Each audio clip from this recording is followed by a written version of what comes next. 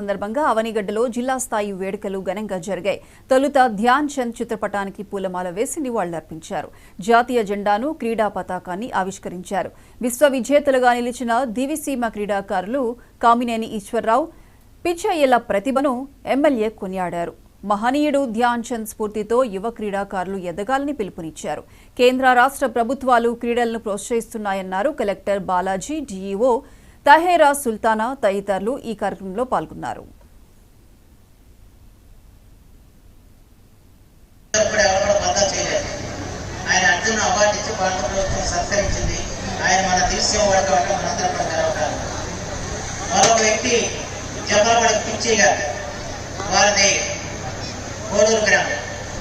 ఇదే అవనిగడ్డలో ఆయన ball badminton ఆడేవారు.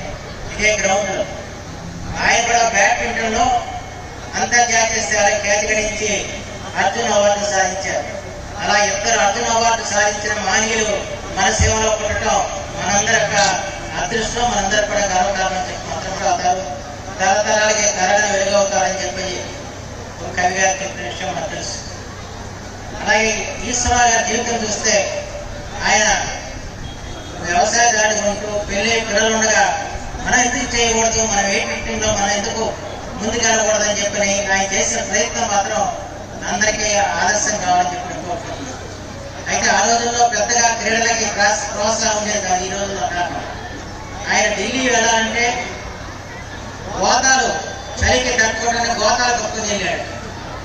ఆ రకంగా పరిశ్రమ చేసి ఆ రోజున క్రీడా రంగానికి వెలుగయ్యారు. అలాగే మన అదృష్టం ఏంటంటే అవనిగడ్డ నియోజకవర్గంలో తయారైన మంది వ్యాయామోపాధ్యాయులు మన ఎక్కడ కూడా లేదు.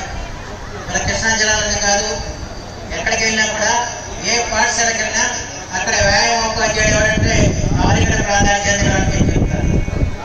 అంతేకాకుండా వ్యాయామోపాధ్యాయులు అందరూ కూడా ప్రతి సంవత్సరం కూడా ఈ రకంగా కార్యక్రమాలు చేయటం విద్యార్థులకి క్రీడారంగంలో ఒక ఆసక్తిని కలిగించాలని ప్రయత్నం చేయడం కూడా చాలా ముదాబాని విషయం మాత్రం